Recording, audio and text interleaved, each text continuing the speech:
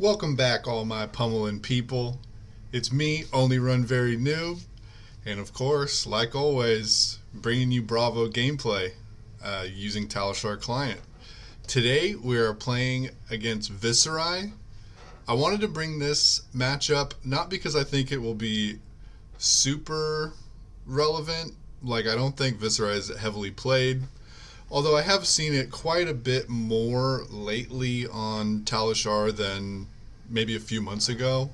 Not too sure why, because they lost Rosetta Thorn. But I have a strategy that I just think is super good against Viserai now, and that strategy is full fatigue. Without Rosetta Thorn, they can't really pressure your life total in a way that you can't just stop. So the way I sideboard against them now is, let's see if I can pause it somewhere real quick. Here we go. I side out Pummel, E-Strike, and Zealous Belting. I don't want the 2 blocks because I'm planning to just like full fatigue them. And then E-Strike is the one that gets left on the bench. It would be fine, but we don't want to go above 61 cards. The only reason I'm on 61, the 61st card is like a blue, because I have been trying this Tunic build, running like 33 blues into all my matchups. But of course, you need blues to stop damage against Viserai, so I want at least more than 33. You could run 36 and have a 60 card, but I just run 37 and have 61 cards. And I even go Titan Fist Buckler, as you might see here. Yeah, once I click Viserai, it should go over to Titan Fist Buckler.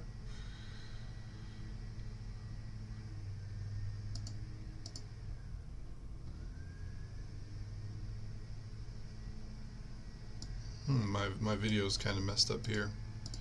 Here we go. So yeah, Titan Fist Buckler and AB1. And the plan is to just block as much as possible, and usually you will win quite easily that way. Of course, I try to find spots to throw an attack if they're like setting up or not doing too much, because attacking them does fatigue them better than just blocking, although I do think you could probably just block them out. I don't think their turns go quite big enough, even though they have really big turns, right? Like if they go, a lot of times they'll have Crown of Dominion and Cash In, but even a Cash In turn with like Mordred Tide and Revel and Runeblood just isn't enough to deal 40. Like they could deal high amounts of damage, but 40 is pretty tough. This game goes a little long, so I might not pause as much as I normally do to talk about my lines, because my lines are generally fairly easy because I'm just trying to block as much damage as possible most of the time. We also see they're on Reaping Blade, which I think is quite easier to fatigue than Nebula Blade, because Nebula Blade can generate them Rune Chants. It attacks for 4, so it's harder to cover up all the damage. But on their side, it's also more difficult for them to have resources to use it, especially if they're not sure if we're on like sort of a disrupting plan or if we're on a full fatigue plan. Full fatiguing Viserai used to not be the plan. You used to definitely need to sort of race them, because Rosetta Thorn was just such a good way for them to leak like the last few points of damage. But as it stands now, when they run out of their power cards, even if you're at like 5, it's really hard for them to deal the last 5, where with Thorn it was actually quite trivial for them to deal the last 5, unless you hard committed to like AB2 or something, which I never really did. The way I blocked that turn was to just try to keep a Command and Conquer in my hand, so I knew I'd have a threat I could throw at them this turn. And that's what we do. They have Crown of Dominion, which lets them have bigger turns, and also leads me to believe that maybe they do think that we're going to try to fatigue them, because if we're going aggressive into them, I feel like they might want Providence, but not too sure. I'm definitely not a Runeblade player. Arsenal our defense react. It lets us block with 5 cards instead of 4, and having like blue buckling blow or whatever we had left in Arsenal is quite poor. This is kind of annoying. They just throw 4 at us, and we don't really have a hand that could punish them. They have armor, so I don't really want to tear us under the Titan's Fist. So I definitely think I just block like 6 with 2 blues here. Oh, it looks like I'm even just blocking 3. Oh yeah, because I can throw the disable, which has meaningful disruption here. Just take 1 extra damage instead of blocking 6, and we get to throw the disable, which we presume they're going to want to block in some fashion, because they're probably not going to want to lose their Arsenal card. And even if they don't want to block, they lose their Arsenal card, so that's quite good for us. We only have to pay 1 life to deal this sort of damage plus disruption, so we take these chances.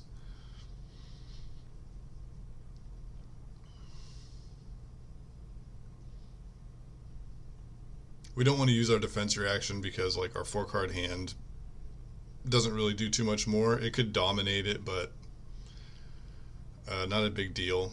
A lot of times Viserai will also bring like Sink Below in against you, which is pretty bad against your full fatigue plan, but if they have it here, they could definitely use it for a dominated disable.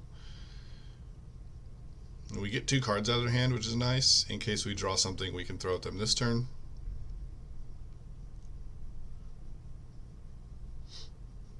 They just play a blue Spellblade Assault.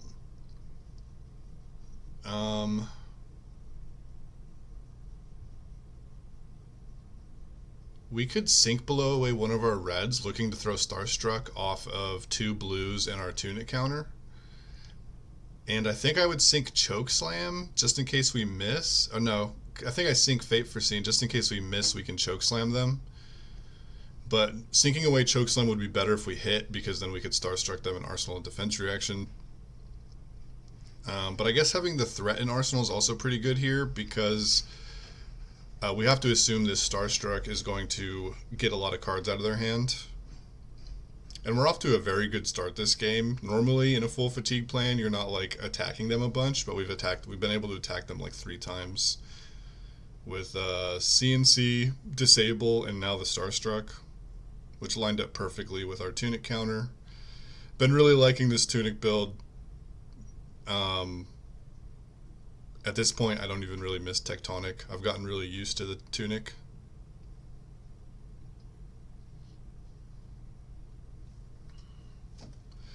They're taking a little bit of time to decide how they want to block here. Not sure what they could be thinking about, why they might want to block 5. Maybe they have whatever that attack is that's for 6 and gets reduced by Rune Chance, or they have the Sink Below here, which lets them keep a 3-card hand and all their armor. Again, we're giving them opportunities to use their Sink Below by attacking them, which isn't the greatest, but we didn't really have to pay a lot to be able to Starstruck there, so we definitely just take those opportunities. They Rattlebones into Swarming Gloomveil. I think I do just want to stop as much damage as I can here.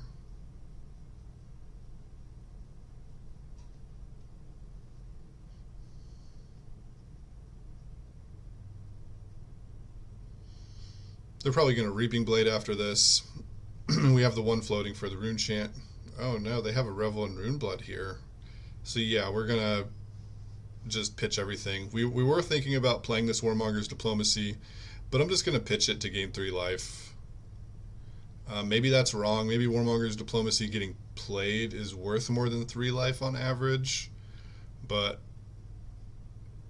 I don't have enough experience in the matchup. And with a full fatigue plan, I definitely just try to protect my life total as much as possible. Chokeslam's probably going to sit in Arsenal for quite a long time. Waiting for Tunic counter would be my guess, because we don't have any sort of aggression here to shrink their hands. And we're going to be using our hands to stop damage.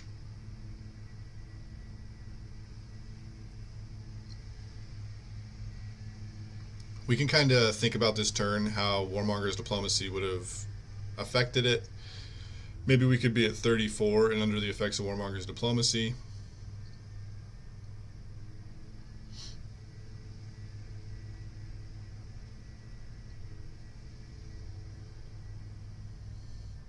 They're taking a little bit of time thinking about their turn here.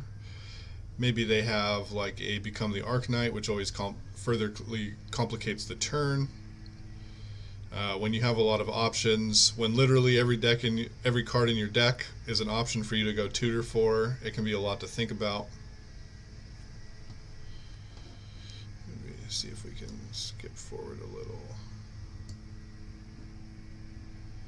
Looks like they have an all-red hand, so our Warmonger's Diplomacy actually wouldn't have even done anything here.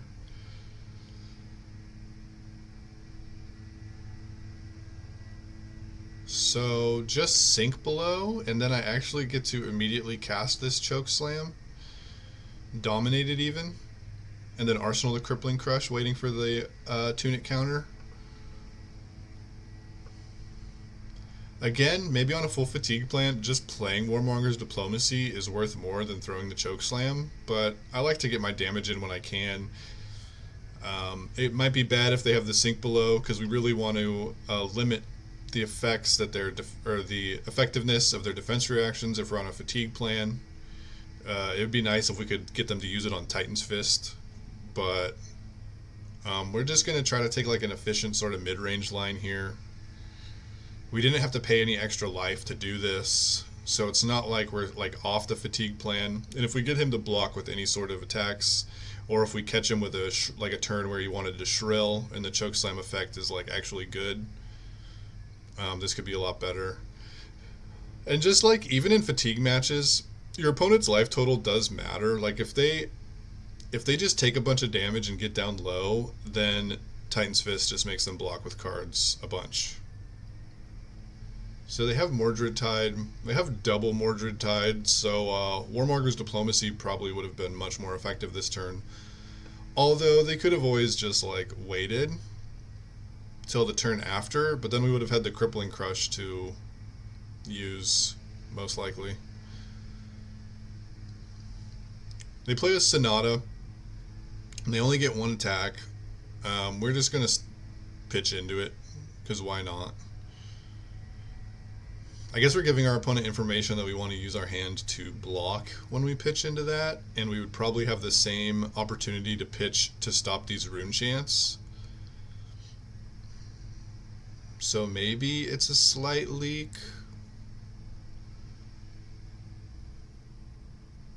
Yeah, because we're not going to use Starstruck to pitch to stop 2 rune chants when he has a rune flash that's going to go again into his Reaping Blade. We're just going to use it to block 3 instead of pitch to stop 2. But we are going to use our whole hand to block here. We're just going to block 3 on both of his attacks. And really, really, really hope his last card's not a Revel here.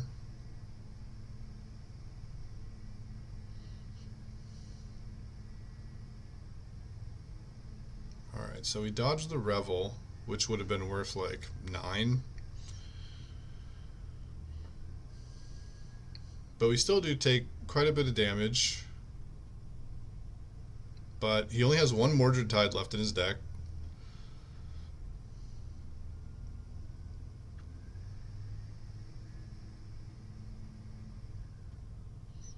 And we have Tunic counter, so if there's a way that we can keep 2 blues to throw Crippling Crush, that'd be nice, although we don't want to pay like that much life to do that at all.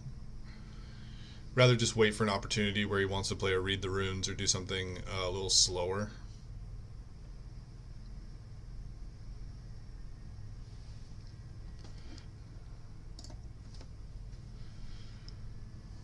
Rattlebones most likely for the Gloomveil.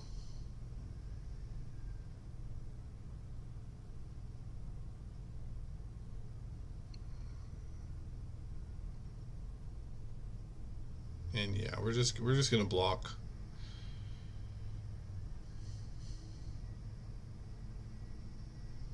Blocking with the red chokeslam because we might want to pitch for Arcane with the blues, and even if we get to keep 2 cards, we don't want a blue and chokeslam for Tunic. We want 2 blues to throw our crippling off of Tunic. And even if he like plays a read the runes here and passes the turn, we would still, I think, rather have 3 blues to just dominate the crippling and save the Tunic, rather than use Tunic, play crippling, and like arsenal the red chokeslam or something.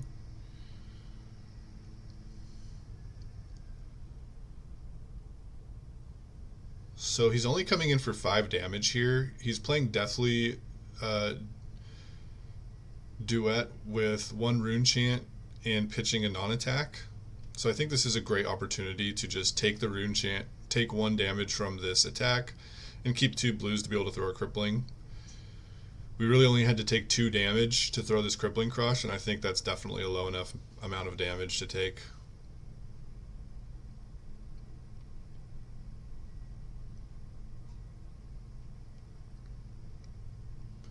Because he might even have to waste these rune chants. Like, he'll have to block with like 2 cards plus Grasp of the Arknight. And he might have like a pretty small hand. Like, he might even block with 3 cards and then just Reaping Blade us. And if he Reaping Blades with these 3 rune chants, we can easily just like use 2 cards to block it all the damage. They really want to be using their rune chants to kind of go over the top and make turns where we can't block all the damage. If they're using these rune chants just to sort of have like efficient turns, like a 1 card 6 isn't bad if he blocks with 3 cards and sends Reaping Blade but 3 rune chants, but it's just not good enough because we can stop all the damage, right? And we're definitely committing to stopping a ton of damage in this game and in this matchup. With 2 cards in hand, 1 in arsenal though, this could definitely be quite a bit more than 6 damage. Plays a Spellblade Assault. We're going to probably just block 3, send Hammer, arsenal the red Debilitate. I think a red Debilitate and arsenal is worth more than blocking with it for 1 life here. So, but I'm even like considering it, like, do I just stop 1 damage? In the off chance he has like a really big turn here because he wants to take 4. We also have a card in Arsenal that we could use with Crown of Providence to like use Crown to block 5 by blocking 2 and then giving us another card in hand to block with by sinking our Arsenal. We get them to use Sink Blow on Titan's Fist, which always feels sort of like a win. If they knew exactly what our strategy was, I don't think they would even want Sink Below in their list. But I think they have to hedge against Bravos that just want to sort of smork.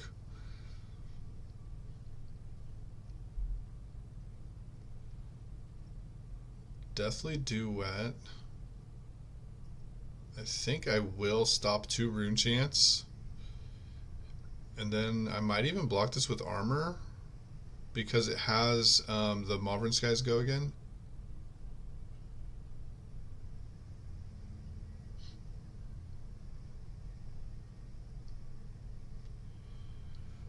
Revel kind of hurts here. We didn't want that because we wanted to block and then Command and Conquer his last card. But here we're just going to stop as much of this damage as we can. I believe we will even pitch one of the reds to stop a rune chant here. So we had 1 floating. We can pitch our blue to stop 4 of these 6 rune chants, or however many this is.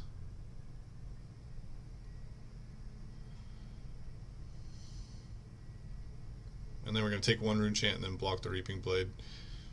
I pitched the Crippling Crush, but I might have wanted to just pitch the Command and Conquer, because I think in the 2nd cycle endgame it would be easier to play a Command and Conquer than a Crippling Crush. But Crippling Crush is a really good card that you kind of want in your pitch stack, just like in general. But I think maybe in a fatigue matchup it's easier to play like your 2-card Command and Conquer, especially because in the end of the game when they realize you're fatiguing them, they might be trying to set up this big 5-card hand to go over the top, and then you play a Command and Conquer and really just ruin their plans. So that might have been a small leak as well.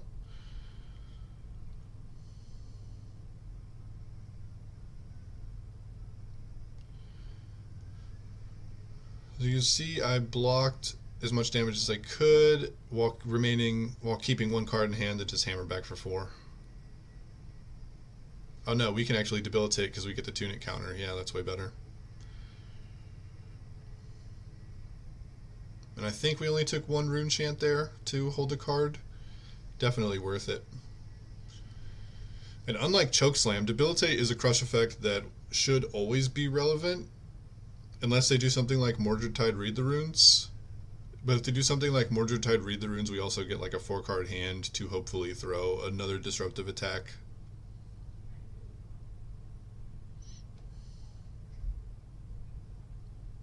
Oh, this is perfect. They just attack us for 6. We can block with Starstruck and Crippling, get the Surge off of Unity, and then throw another Debilitate.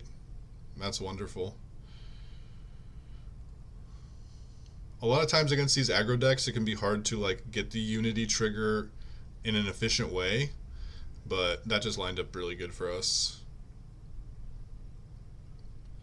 And as you can see, deck sizes, it's 35 to 28. Like we have no threat of like getting counter fatigued.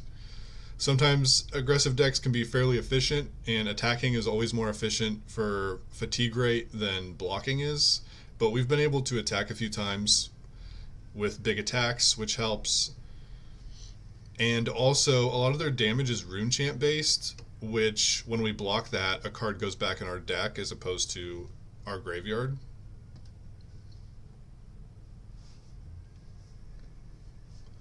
And I really do think fatiguing Viserai is the right strategy these days. Maybe really, really good Viserai players will be ready for it and be able to get around it.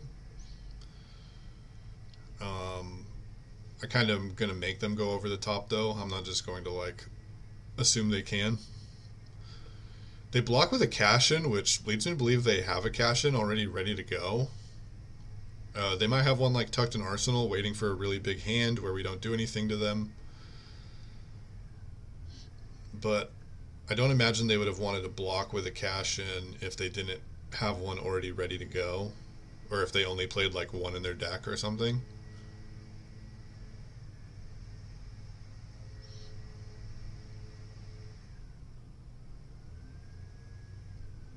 I think here I just take the rune chant and then block 3, because then I can dominate the debilitate. If I stop the rune chant and block 3, all I can do is hammer back.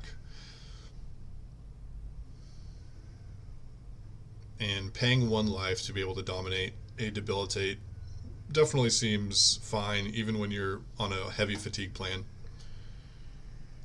It's just you don't want to start paying like 3-4 life to make trades. You want to be making trades that are just like so heavily in your favor. Like here we traded 1 life we took to send 4 with like an extra 4 with a crush effect, because the 8 of course is like 4 more than the Titan's Fist. The crush effect is relevant, and dominate is even sort of relevant. They don't have a ton of armor left. I imagine they don't want to block with Spellblade or Spellbound Creepers until they get like a really good turn out of it. They just end up taking 8 to do a cash-in turn here. So this is a big turn. They need to deal a ton of damage here.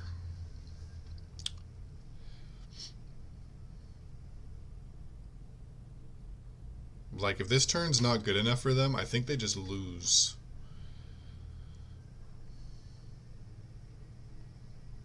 They really need their cash-in turn to be good.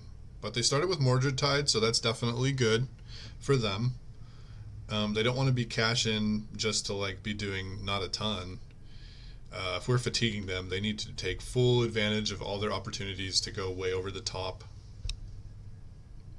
And I'm assuming because they took 8 and got their first attack -2'd by debilitate, that they are that they have a really good hand that they can throw at us here. I would not be surprised to see a Revel in Runeblood plus Mordred-Tide turn plus like Mauvrin Skies 2 attacks or something crazy. Although I guess they don't really know what they were going to draw off of the cash-in. But maybe they didn't need to draw too much. Maybe they were just looking for like just the blue or just an attack. Hopefully they weren't looking for something to give their attack go again, because if they don't have go again here,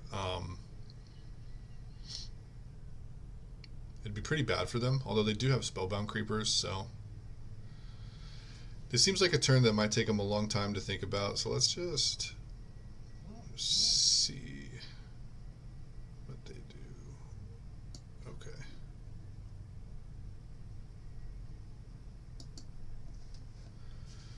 Runic Reckoning. They make a rune chant off of Viserai, and they give their next attack +3. So their next attack now has +1. Oh, they make 2 rune chants because of Mordred Tide. We stop these rune chants.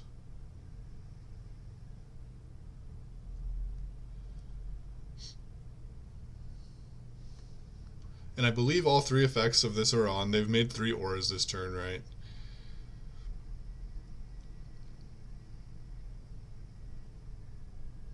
So I think I want to block it. I think I'll probably just use armor here like that, yeah.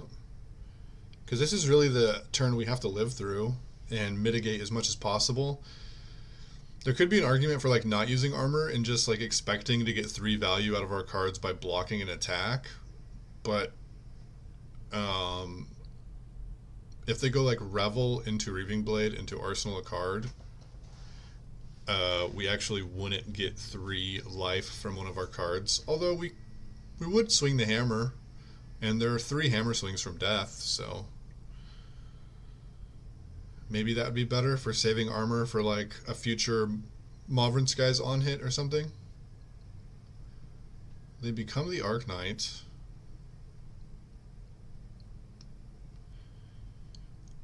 Maybe for something to like go tutor a Rune Flash. Or maybe they tutor up their Revel in Rune Blood. It really depends what they have extra of in their hand. I think Revel in Rune Blood's probably the best thing for them to tutor here. It's like 1 card 7.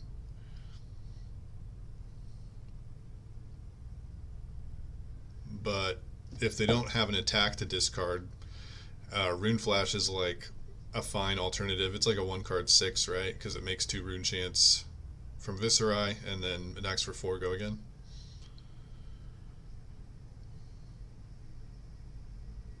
Yeah, they discard the attack looking for Revel. I can't imagine anything but Revel is what they tutor.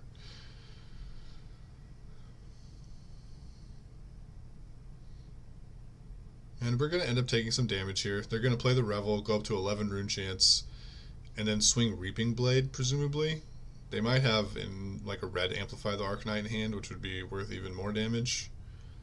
But no, we just get this. And we're just going to pitch for the rune chance to take the rest of the damage. So what is that, 14 minus 6? We take 8 down to 17. And I think that's still like an incredibly comfortable life total to be at, especially considering they have no more Mordred Tides, they have no more Revel and Rune Bloods, and they don't have their gold token. Sort of wanted to show this game just to illustrate that, like, even if they have big pop-off turns, your fatigue plan is still going to be fine. I think they really need to get tricky with, like, their big pop-off turn and maybe sneak in, like, a red Shrill with a red Mauvrin Skies or something that is really difficult for you to block because you've already tried to like navigate half of their pop-off turn. I'm not really sure how they would be able to do that, but I feel like they probably could set something up like that. And if they have like a Mordred Tide and hit you with a red Mauvrin Skies, that's certainly a way for them to generate enough value to win the game. But I don't think with even 24 cards left in their deck, none of which are Revel in Rune Blood or Mordred Tide, that they could get around us just blocking 12 a turn at this point. But we'll see what they manage to do and see if they find a way.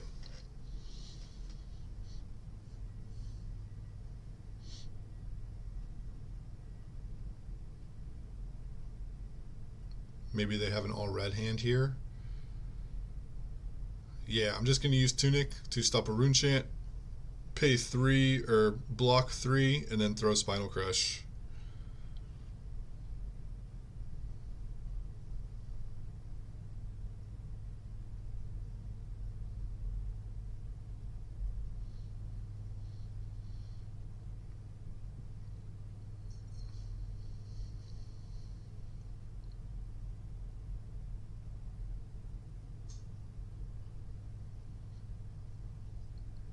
They're blocking with their creepers, so they have their third sink below, and they want to save their 4-card hand, but I feel like creepers is a pretty big deal. Like, that helps them go have like a big turn.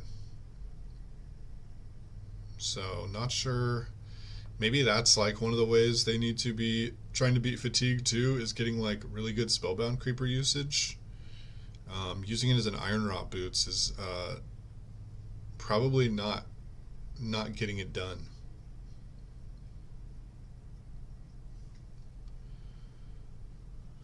Drowning Dire. If you've played or created an aura turn, it gets dominate, and then when it hits, they can put an attack action from their graveyard on the bottom. But they really want to hit this Mauvern Skies, a red Mauvern Skies on it. Luckily, we drew a blue unmovable, so we get to just stop it without using our Crown of Providence. We're just going to take 1 and then block 3.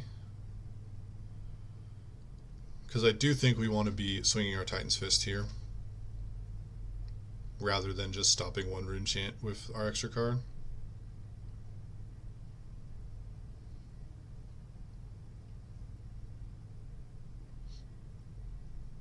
We still have Tunic, we still have Crown, and they have like 20 cards left that they have to try to kill us with, which is like 5 full turns. Where they have to deal 16 over our defenses.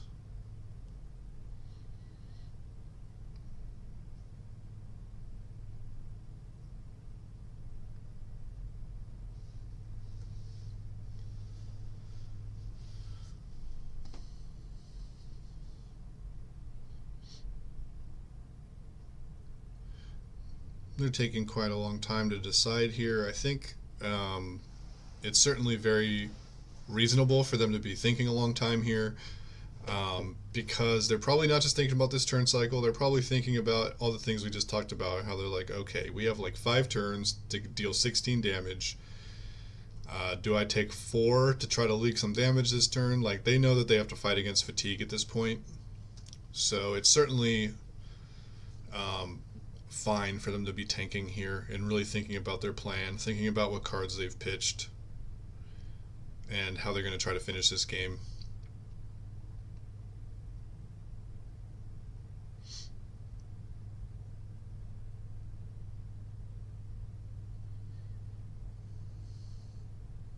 Block with red Mauvern Skies.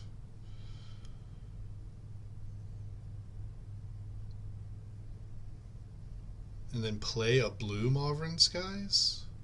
Why wouldn't they just block with blue Mauvern Skies and then play the red Mauvern Skies? I don't understand.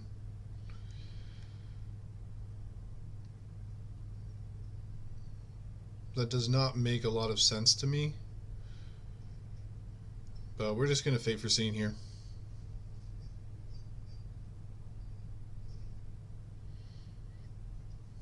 Yeah, I feel like the end result would have been the same, but I feel like maybe they want a red Mauvern Skies there. Maybe their thought process, maybe the why they're tanking so long is they're thinking like, okay, the 4 breakpoint is going to be hard for me to stop. If they red Mauvern Skies, I almost absolutely block that. But if they play blue Mauvern Skies, maybe they're thinking, in my mind, there's a chance I just let it hit because it's not as much value. I don't know though. I mean, maybe that's like reasonable, but I think they want to get rid of my armor, like, or 2 cards more often. But maybe they're thinking like, I just got to try to like trick them into taking damage that they're not supposed to take. And they play Read the Runes, which leaves us with 3 cards, and we get to just Titan's Fist here, and they have no armor block, so I feel like that's pretty devastating for our opponent. Terra Sunder on Titan's Fist isn't great, but we pitched them early, and now that it's turn 16 and we reach second cycle, we're at the point in the game where they don't have any armor, and them discarding 2 cards is incredibly detrimental. And they even don't have any Sink Blows left. They might have like a random reduced to Rune Chain or something, but they don't even have 1 armor block, so They can't really stop this.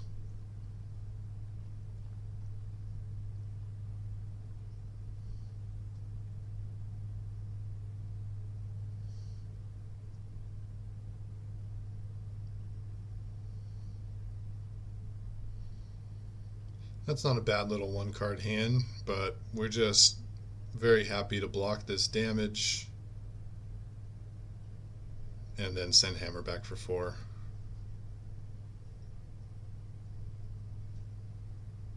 Leaking 1.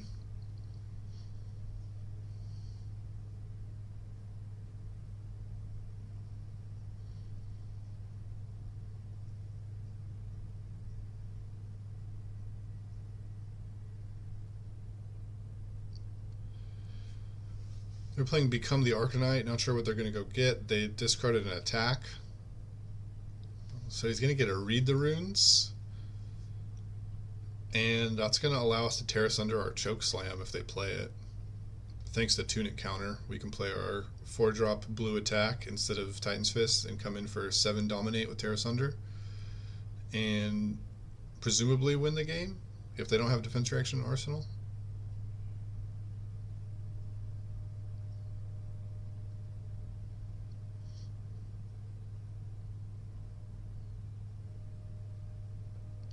Yeah, they send us the good game in chat. And that's the game. So yeah, I think that fatiguing Viserai is like a very effective strategy. Maybe really good Viserais will just like dismantle you for doing stuff like this. Maybe they'll be a lot more tricky and find ways to hit their red Mauvrin Skies, find ways to use their creepers to leak a lot more damage. But as you saw in this game, our opponent had a pretty big turns. Like, they played Cash in off of a 4-card hand, so they got a 6-card hand with Mordred Tide and Revel in Runeblood. Even before, they had like a double Mordred Tide turn where they leaked like, I want to say we leaked like 9 damage, but adding it all up to 40 is really tough for them without Rosetta Thorn. And yeah, we even had like 3 armor at the end of this game that we didn't use. We could have blocked with Tunic and blocked with Crown at some point if the game ever got to that threat level.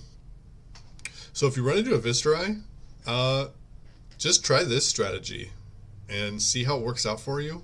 I think it's a fairly easy strategy to like recreate, right? Like, it's not really draw dependent. You're not looking for certain tools. You're just sort of loading your deck full of blues and stopping their damage and maybe tucking like a Crippling Crush in Arsenal and waiting until they give you an opportunity to keep 2 blues with Tunic up and throw it.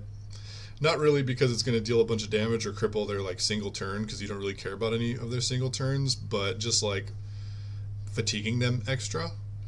But maybe you don't even need to do that. Like, maybe just literally blocking and hammering will get you there, because when you throw stuff like Crippling Crush and Debilitate, it kind of turns on their Sink Belows. And maybe turning on their Sink Belows is something you don't even really necessarily need to do. But I think it's fine to still pay like 1 life to throw stuff like Spinal Crush, pay 2 life to throw stuff like Crippling Crush. Just don't be paying like 4 or 5 life. Because over the course of like, what is this, an 18-turn game, if you're paying like an extra 2 to 3 life a turn, that 15 turns to 0 really fast. So yeah, thanks for tuning in. Comment, like, subscribe, what you think about the strategy and what you think. Maybe even if you're a Viserai player, tell me what you think Viserai could be doing to counter this strategy and make it not so effective. Always love to hear from you guys. Always love to bring these videos. And yeah, thanks for watching. I'll see you next time.